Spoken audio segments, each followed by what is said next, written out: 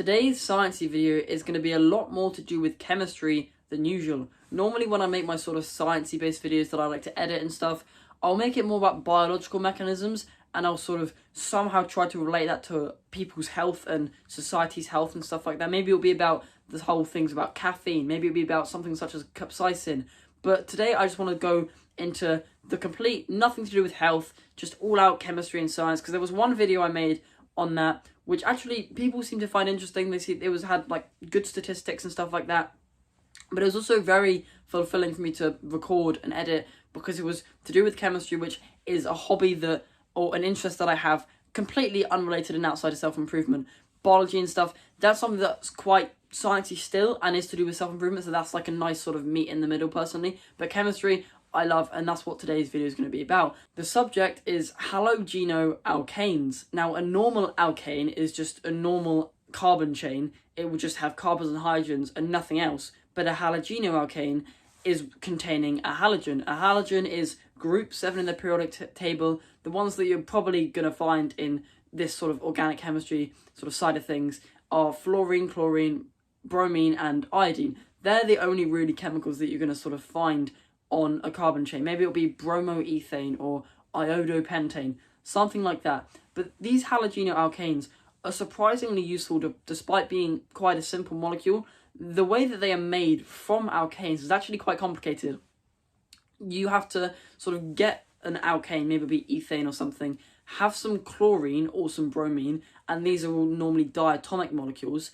You will have to use UV light to split the halogen dihalide sort of molecule, maybe it's Cl2, Br2, F2, I2, to split that, because UV light is able to split that bond. This will form free radicals which are going to react with the alkanes. That will form halogenoalkanes, and halogenoalkanes are a surprisingly useful molecule. They're used to make a lot of things, which I recently learned about in the classes that I'm taking in college, and I thought it was interesting.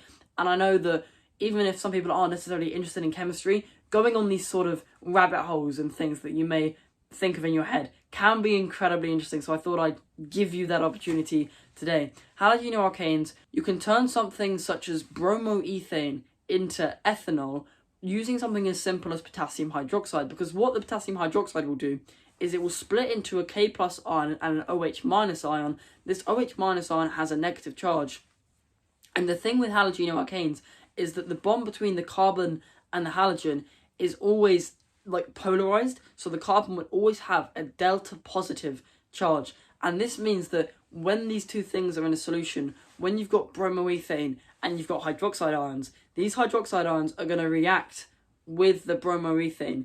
It's going to attack the delta positive carbon, and that's going to mean that it essentially substitutes for the iodine. It's going to just sort of take its place, almost like a displacement reaction, which is probably a more common thing that you would have heard about in the sort of classes. You might have done practicals on it in school and stuff, wherever you are from in the world. I don't know if that happens everywhere, but even still, then the halogen, maybe it's iodine or bromine or something, will become a halide ion in the solution, because it will split and take both the electrons in the bonding pair, and then because OH already had a lone pair available, so it's going to be able to bond to the C to literally just make ethanol, and then you're going to have a halide ion, which more likely than not, if that product, ethanol, was extracted and the only thing left was the potassium and iodide ions, that's probably going to make a potassium iodide salt. But that is just one of many functionalities of halogenoalkanes. And the interesting thing about an alcohol, if it's a primary alcohol like ethanol, it can then be oxidized to form aldehydes, which can then be further oxidized to form carboxylic acids,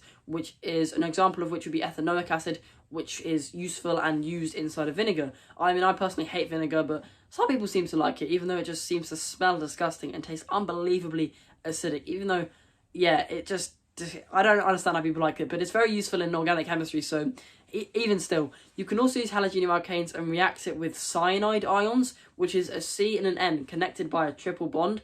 You would probably put a halogenoalkane, again bromoethane, in a solution, probably with something like ethanol as a solvent. Then you would use the potassium cyanide. The cyanide would dissociate just like the hydroxide did to form a Cn-. The carbon has a lone pair still, because that's the part that is ionized. So the Cn, just as the OH did, is going to do the exact same mechanism, and it's then going to become a nitrile. It's going to have a CN triple bond, and that's going to become a nitrile. And then because it's added a carbon, that molecule is going to be known as propanonitrile. And you're also probably going to get the same whole salt thing. It's going to form potassium bromide or whatever. Like if that product was then extracted. Another reactant that you can use to react with halogenoalkanes is ammonia as well as amines. Ammonia has a lone pair, and so it's a delta negative. It's not a charged molecule, but because of the electronegativity difference of the nitrogen and the hydrogen, it's got a delta negative. So it's still going to be attracted to the carbon, and that will then form an amine salt as well as an ammonium salt because it's not like a charged molecule. It works a little bit differently. The mechanism's slightly more complicated, but the whole fact that this reaction mechanism, which I forgot to say at the start of the video, is a nucleophilic substitution reaction. That's how this whole thing works. And then you can use amines. Amines themselves can be nucleophiles because they still have a lone pair. That can then form tertiary amines, secondary amines. I think it will probably go secondary amines first, then tertiary amines.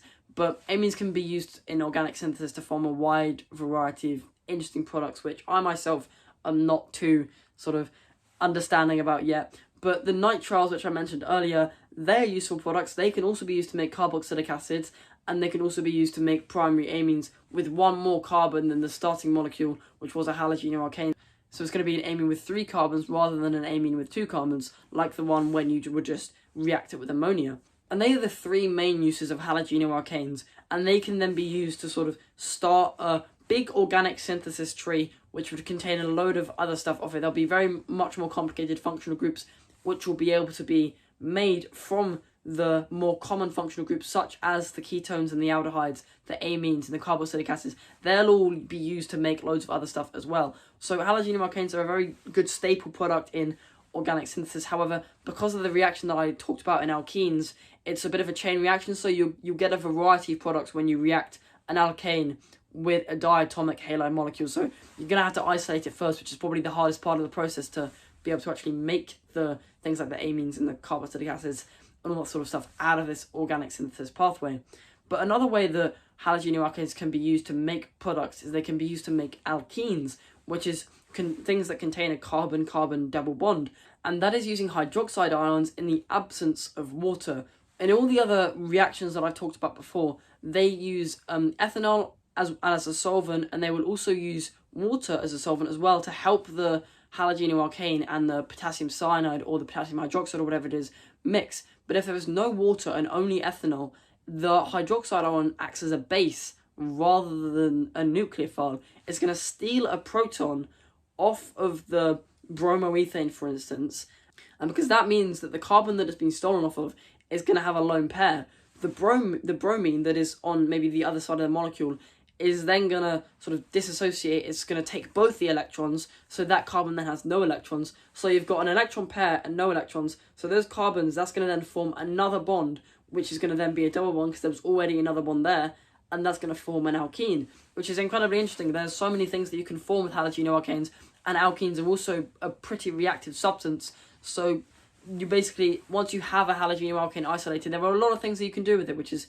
very important. But I hope I've answered your rabbit hole and your brain fart that you may have had, and I hope if you really just came across this video and thought the title was interesting, I hope you got your knowledge and got your sort of time's worth. But with that, I recommend subscribing because I like this community of young and troubled people who are willing to improve themselves so much more than you already have, and good luck. I should change that outro, not gonna lie.